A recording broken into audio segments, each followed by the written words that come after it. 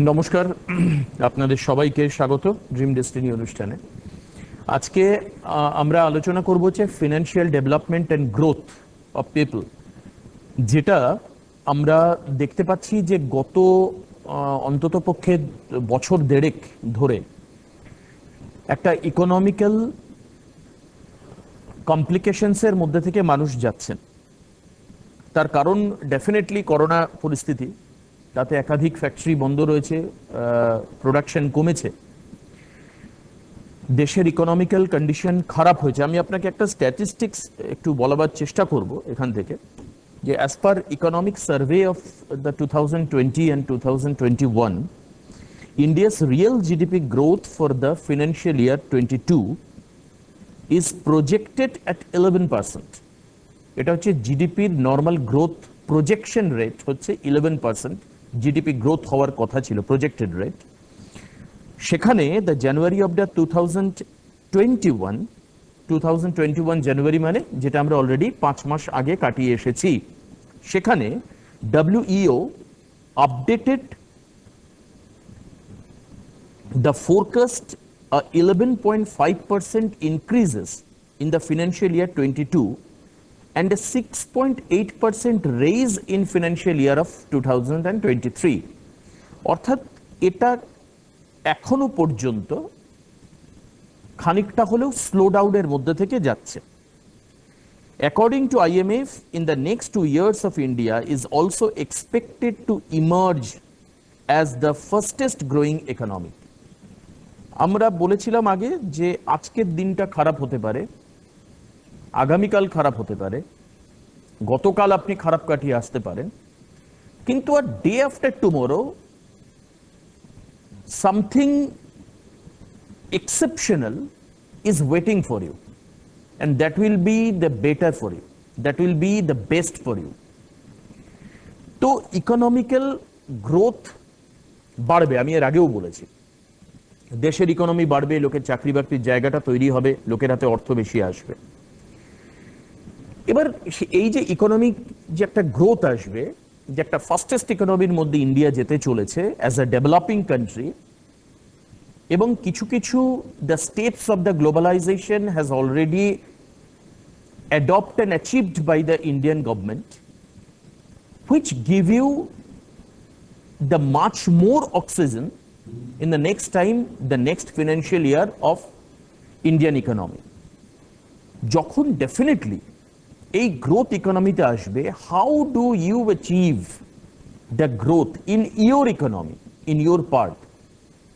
How do you catch the growth of economy? এটা আপনার জন্য জানা খুব দরকার।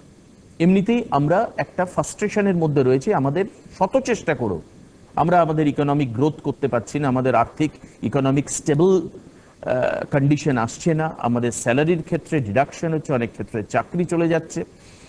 এই সমস্যাগুলোকে আমরা নিউমারোলজি ব্যবহার করে, আমরা বাস্তু অ্যাপ্লাই করে, আমরা গ্রহের প্রতিকার করে আমরা জানি যে এই জায়গাটায় আমরা কতটা রিল্যাক্সেশন পেতে পারি। কিছু কিছু ক্ষেত্রে আপনাদের কাছে প্রমাণ স্বরূপ রয়েছে যে এই ক্ষেত্রে আমরা বেশ কিছু ডেভেলপমেন্ট, কিছু স্টেবল কন্ডিশন, যখন দেখবেন আপনি খুব ফ্ল্যাকচুয়েটিং ওয়েতে যাচ্ছেন, first you need the stable condition. প্রথম দরকার হচ্ছে আপনার stability, then you have to develop on the previous base. আপনাকে তারপরে ওই প্রিভিয়াস বেসের উপর বেস করে আপনার ডেভেলপমেন্ট করতে হবে। কি করে সেটা সম্ভব? কিভাবে সেই ইকোনমিক্যাল স্টেবিলিটি আপনার সম্ভব? এর জন্য আমি কোন নিউমারোলজি ব্যবহার করতে পারি, এর জন্য আমি বাস্তুর ক্ষেত্রে কোন রেকটিফিকেশন করতে পারি, আমি বাস্তুর কোন বিশেষ প্রয়োগ আমার ক্ষেত্রে করতে পারি, এই ব্যাপারগুলো কিন্তু আজকের আলোচনায় উঠে আসবে। আমি স্বাগত জানাই শ্রী মণি ভাস্করদা, আমাদের অত্যন্ত শ্রদ্ধেয় মানুষ আমাদের সঙ্গে উপস্থিত রয়েছেন। মণিদাকে স্বাগত অনুষ্ঠানে। নমস্কার। যেটা ইকোনমিক গ্রোথ নিয়ে আলোচনা হচ্ছে, এটা আমি বিশ্বাস করি ডেফিনেটলি একটা তো ক্রাইসিস পিরিয়ড চলছে, এবং আমার মনে হয় যা সংবাদপত্র থেকে শুনছি বা যা বুঝছি, এটা একটা ম্যানমেড ক্রাইসিস। মানে এটা হয় যে হঠাৎ করে কোনোভাবে, মানে দৈবভাবে এসছে এমন নয়, গ্রহ নক্ষত্রের জন্য এসছে এমন নয়, তৈরি করা হয়েছে। মানে যদি কোনো একটা মানুষ, তার আয়ু খুব ভালো, অ্যাস্ট্রোলজিক্যাল ক্যালকুলেশন দেখা গেল আয়ু খুব ভালো, ডাক্তারবাবু দেখলেন তার আয়ু খুব ভালো, শরীর ওকে, সে 14 তলা ছাদ থেকে ঝাঁপ মারলো, তার ডিস্ট্রাকশন আসবে, সেখানে অ্যাস্ট্রোলজি কিছু করবে না। কোনো সাবজেক্টই মানে আপনাদের ভেতরের কিছু ভুল করলে সেটা ঠিক করবে না। কিন্তু আমি যেটা বিশ্বাস করি, এটা খুব ভেরি মাচ ইম্পর্টেন্ট, 2-3টে কথা যেটা আমি খুব ভীষণ মাত্রায় বিশ্বাস করি, যে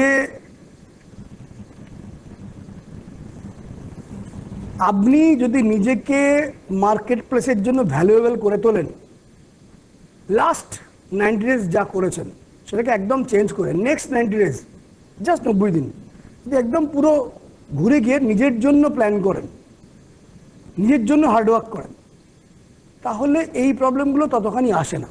এক। দ্বিতীয় কথা, আমরা যদি আমাদের কর্মের জন্য অত্যন্ত হার্ডওয়ার্ক করি, না আমি যে কাজটা করছি এই কাজের জন্য অত্যন্ত হার্ডওয়ার্ক করছি, আপনারা সবাই যারা অত্যন্ত হার্ডওয়ার্ক করছেন টাকা পয়সার জন্য, ক্যারিয়ারের জন্য, অফিসের জন্য, ব্যবসার জন্য, প্রফেশনের জন্য, যে কোনো হবে হোক, অত্যন্ত হার্ডওয়ার্ক করছেন, definitely you will get some support from the universe. You will get nothing but only a process of living. মানে আপনি আপনার জবের প্রতি অত্যন্ত হার্ডওয়ার্ক করছেন, you will get only the support of living. If you work hard on yourself, you will get the fortune. কারণ আমি বিশ্বাস করি, যদি আপনি মার্কেট প্লেসের প্রতি যদি ভ্যালুয়েবল হন, money is no problem, economy is no problem, promotion is no problem, future is no problem. এবং আমি বিশ্বাস করি success is something vibrant energy. Success is something vibrant energy. Money is energy, frequency, which you can attract. সমস্ত পৃথিবীর animal, trees, এদের যে genetic code আছে, সেই জেনেটিক কোডের প্রবৃত্তি নিয়েই তারা চলতে বাধ্য। কিন্তু একমাত্র হিউম্যান বিং তাদের জেনেটিক কোড অনুযায়ী চলবে, মানে প্রবৃত্তি ওটাই হবে, এটা কিন্তু নয়। Because God has given us some dignity of choice. আপনি কি চয়েস করছেন? What you choice, it also choices you. যাকে ধরছেন সে আপনাকে ধরছে। Whenever you attracted on something in this moment, you are slowly becoming on that. এবং at last একটা কথা ভীষণ মাত্রা ইম্পর্টেন্ট বলবো, বলে আমি ফোনটা নেবো অবশ্যই। Income is directly proportionate with the philosophy. Income is directly proportionate with the philosophy of life, not the philosophy of economics. ইকোনমিক্সের ভূমিকা আছে, নিশ্চয়ই ভূমিকা আছে। Money is directly connected with my philosophy. আমি কি করছি, আমি কি প্ল্যান করছি, প্রবলেমটাকে কীভাবে সলভ করছি, কীভাবে এগোচ্ছি। কারণ আমাদের রাশিচক্রে যে 12খানা ঘরে যে 9খানা গ্রহ রয়েছে, কেউ ফিনান্সিয়াল ট্রেজার দেয়, কেউ মেন্টাল ট্রেজার দেয়। ট্রেজার মানে খাজানা, খাজানা, পাওয়ার। অষ্টসিদ্ধি নবনিধিকে দাতা, অসবরদিন জানকী মাতা, নবনিধি দেয়। তো সব আমাদের রাশিচক্রের মধ্যে রয়েছে। But how you implement same circumstances, 3জন মানুষ 3ভাবে বিহেভিয়ার করলো, 3টে আলাদা ঘটনা ঘটবে। ফোনটা অবশ্যই নেবো। তার আগে ছোট্ট একটা কথা বলি, কেন এটা বলছি, খুব ছোট্ট করে বলছি। কোনো একজন বিরাট বড় ধনশালী, যার 200 কোটি টাকা সে মালিক, সে তার ম্যানেজারকে বলল, দেখো তো ওই আফ্রিকার ওই অঞ্চলে দেখো তো যে জুতোর বিজনেস করা যাবে কিনা, তুমি 2 বছর থাকো, ঘাঁটো, তোমাকে মাইনে দেবো আমি। সে 2 বছর কেন, 6 মাস ঘেটেই বললো, স্যার এখানে কোনো চান্স নেই, কারণ এখানে কেউ জুতো পরেই না, এটা হ্যাবিচুয়ালিটি নয়।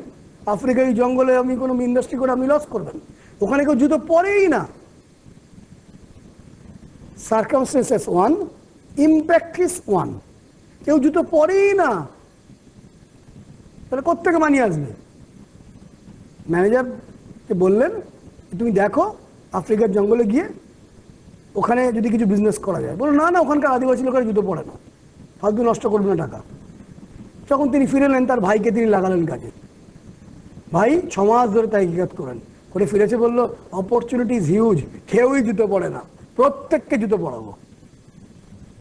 Philosophy,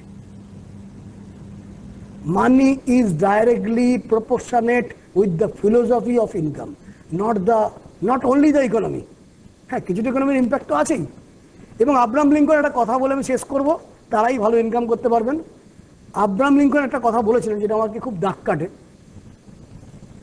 as I would not be a slave, যে কারণে আমি কারো চাকর হতে পারিনি। আব্রাহাম লিঙ্কন বলছেন, আমেরিকার প্রেসিডেন্ট, সম্ভবত 16th president, as I would not be a slave,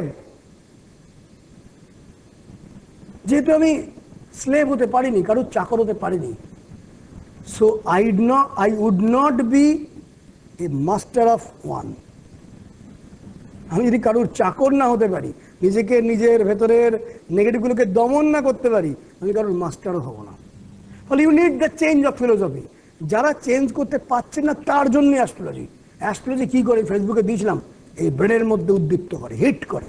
কারণ আমরা বলি কপাল, এখানে হিট করে এনার্জি, বিভিন্ন ধরনের সিস্টেম। কেউ আছেন? কে রয়েছেন ফোনে?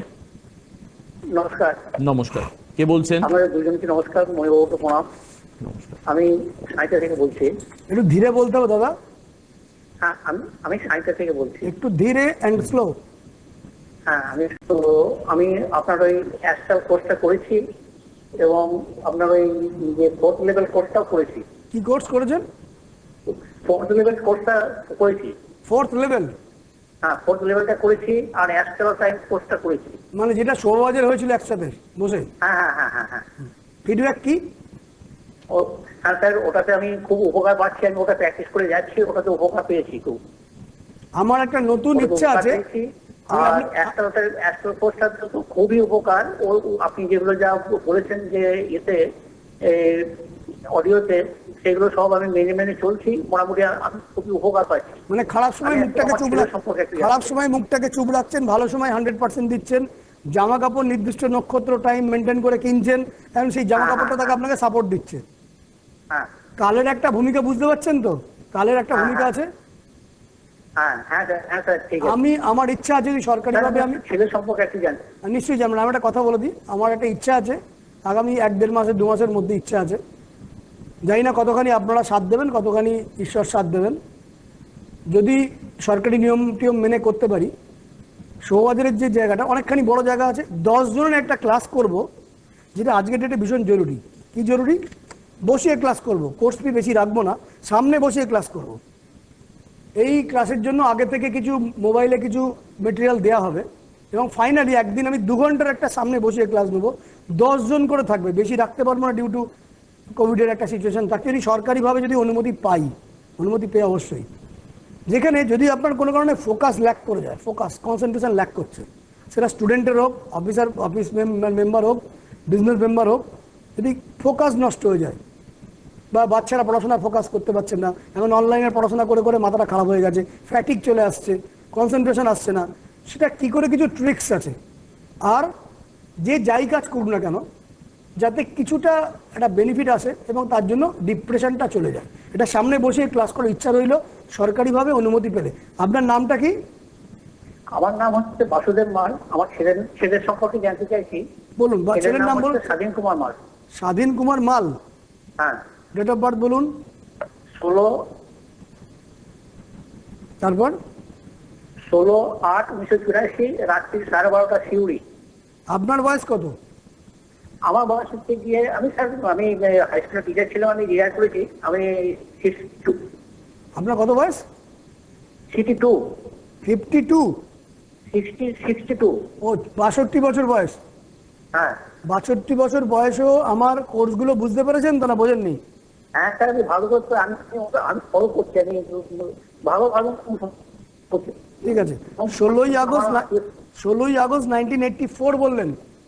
হ্যাঁ, 16ই আগস্ট। টাইমটা? 1984। টাইমটা? টাইম হচ্ছে রাত্রি 12:30। রাত্রি 10:30? রাত্রি 12:30, 12:30। ও 12:30 রাত্রিবেলা, তাহলে কি এটা 17 তারিখ হয়ে যাবে? না, 16 তারিখ, 15 তারিখ পেরিয়ে 16 তারিখ। কোথায় জন্ম? সিউড়ি, বীরভূম। আচ্ছা, 16ই অগস্ট, এটা বৃহস্পতিবার ছিল? হ্যাঁ, বৃহস্পতিবার। এই যে রাত্রি বললেন না? রাত্রি। দাঁড়ান, হ্যাঁ 16ই আগস্ট, মানে 15টা চেঞ্জ করে 16 হয়েছে। হ্যাঁ হ্যাঁ, 16 হয়েছে। নাহলে কিন্তু আমার সব উল্টো পাল্টা প্রেডিকশন হবে, যা বলবো সব না না বলবো। না না স্যার, ঠিকই না আছে। না বললে বড্ড কষ্ট পাই, না স্যার, ঠিক আছে এটা। বুকে ব্যথা হয়। না স্যার, আমি শুনি জানি আপনার কথা। আমি না না, ভুলভাল ডেটা দিলে ভুলভাল বলবো তো। আচ্ছা, প্রথম বলি বৃষলগ্ন মীন রাশি। বৃষলগ্ন মীন রাশির ছেলেরা খুব ট্যালেন্টেড হয়, মানে এরা অনেক উচ্চতা অব্দি এডুকেশন করতে পারে। শনি ছকে তুঙ্গে আছে 6ষ্ঠ স্থানে, বেসিক্যালি শনি 6ষ্ঠ স্থানে তুঙ্গে থাকলে যে কোনো জনসেবামূলক কাজ, টিচিং জাতীয় কাজ, হেলথ কেয়ারের কাজ, এগুলো জেনারেলি করে। আমি বললাম টিচিং ওরিয়েন্টেড কাজ, হেলথ কেয়ারের কাজ করে। আচ্ছা, ও কি মেডিকেল সায়েন্স নিয়ে কিছু পড়াশোনা করেছে? হ্যাঁ স্যার, মেডিকেল এমবিবিএস করে নিয়ে চাইল্ড স্পেশালিস্ট। কি করেছে? রিটায়ার কি বলছেন? না, এমবিবিএস করে নিয়ে child specialist. Child specialist MBBS করেছে। আচ্ছা আচ্ছা আচ্ছা, দেখুন এমনি ছকটা তো ভালোই আছে, কিন্তু আপনার পুত্রের টেম্পার একটু হাই আছে। টেম্পার হাইয়ের জন্য ডিস্টার্ব হবে মাঝে মাঝে। আমি বললাম না, economy, money is directly proportionate with the philosophy, not the economy. ওর ফিলোসফিটা একটু টাফ। যে আমায় কেন বললো আমি এত খাটছি, this is not the way. আমি কি বললাম, if you do not, since you are not one slave, you can't be the master of one's. যদি আপনি কারোর চাকর না হতে পারেন, সেই মেন্টালিটি না থাকে, আপনি কারোর মাস্টারও হবেন না। ফলে ও কাজের জায়গায় কিন্তু গন্ডগোল ডেফিনেটলি পাচ্ছে, শত্রুতা হচ্ছে, উটকো ঝামেলা হচ্ছে। আমি 100% শিওর। আমাই রং? 100%। ওটার জন্য এবার এটা করতে গেলে যেটা করতে হবে সেটা হচ্ছে, ওর এটার কারণটা হচ্ছে ওর ভেনাসের দশা চলছে। ভেনাস ওর শুক্রের দশা। শুক্র ওর 6th লর্ড। 6th লর্ডকে বলা হয় রোগ, ঋণ, শত্রু। এবং এই শুক্রকে দেখবেন ওর স্কিনের মধ্যে ডিজিজ কিন্তু দেবেই, স্কিনে। জানি না আপনি জানেন কিনা। জানেন? ওটা স্যার বুঝতে পারলাম না, এত বলবেন। স্কিনে অ্যালার্জি কোনো? হ্যাঁ, অ্যালার্জি টাইপের একটা ভাত আছে। ভাত আছে, এটা দেবেই। শুক্র এই ঘটনাটা 6ষ্ঠ স্থানের ইন্ডিকেশন ওটা দেয়। এটা গেল একটা। 2 নম্বর, চোখে কোনো চশমা আছে? হ্যাঁ স্যার, চশমা ক্লাস 9 থেকে চশমা। এবং ডান চোখের পাওয়ারটা কি বেশি? হ্যাঁ, একটু ঠিক আছে। আচ্ছা, এখান থেকে উদ্রে যাবে, চিন্তার কোনো কারণ নেই। এই যে ঝঞ্ঝাটটা তৈরি হচ্ছে, এর জন্য ইউনিট সাপোর্ট। সেই সাপোর্টটাই দেন, তখন আপনি ইউনিভার্সের সঙ্গে অ্যালাইন করতে পারবেন। এটা প্রপার প্রতিকার করলে ঠিক হয়ে যাবে, চিন্তার কোনো কারণ নেই। এখানে প্রতিকার প্রয়োজন, প্রতিকার করলে ঠিকঠাক হয়ে যাবে। তবে এটা বলতে পারি, 2.5 বছর পর থেকে কিন্তু ওনার সময়টারও টাফ আসবে। এই জায়গাটা একটু খেয়াল রাখবেন 2.5 বছর বাদে।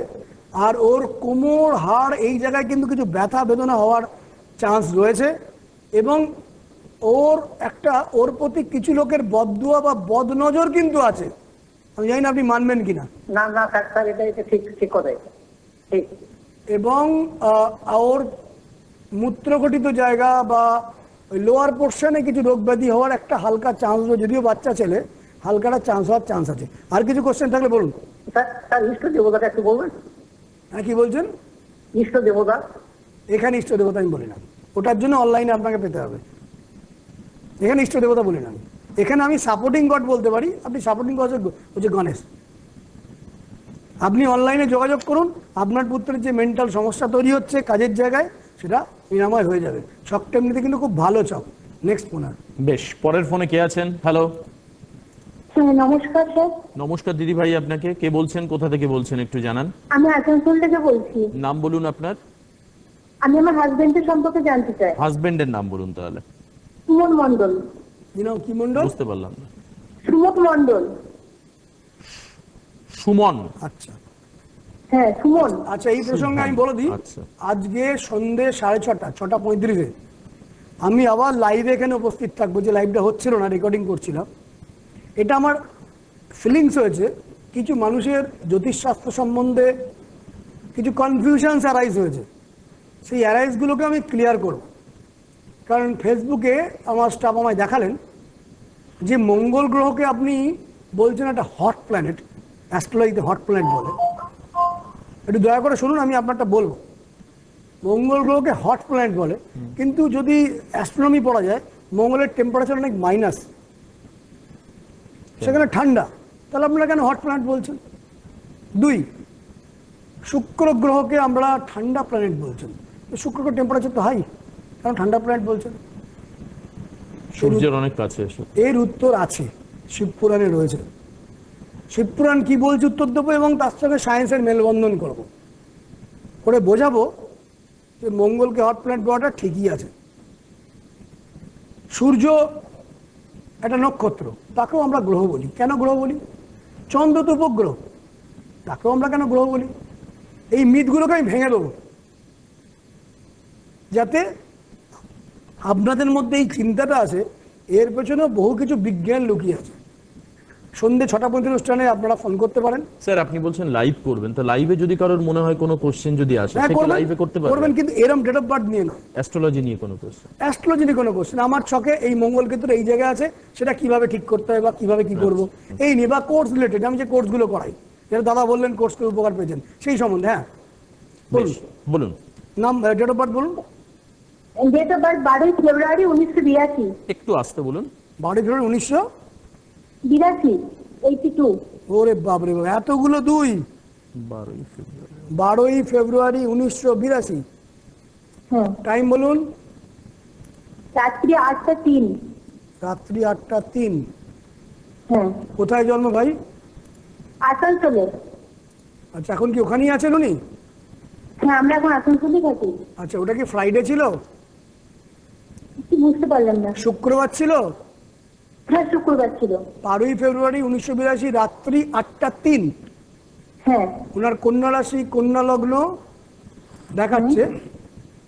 যেটা বক্তব্য, উনি বর্তমানে কিছু আর্থিক ক্রাইসিসে ভুগতে পারেন। 1, 2 হচ্ছে ওনার সঙ্গে আপনার সম্পর্কের একটা তিক্ততা আসতে পারে ভাই, চকে ইন্ডিকেট করছে আপনার সাথে ওনারা সম্পর্কের তিক্ততা আসতে পারে, এবং মাঝে মাঝে কিছু বদনামও ওনার জীবনে আসতে পারে, এটা খেয়াল রাখতে হবে।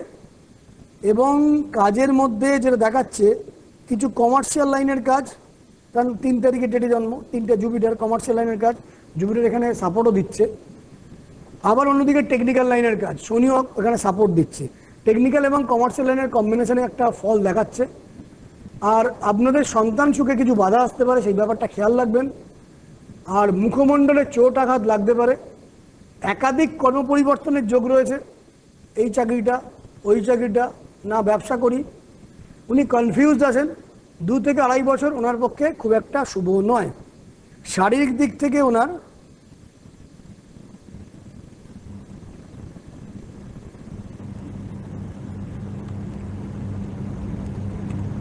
স্কিন সংক্রান্ত ডিজিজ, হালকা কোনো নার্ভের কোনো প্রবলেম, ফেসিয়াল কোনো প্রবলেম, মানে মুখের মধ্যে কোনো ব্যথা বেদনা, হেভি ইলেকট্রিক শক খাওয়া থেকে সাবধান থাকতে হবে।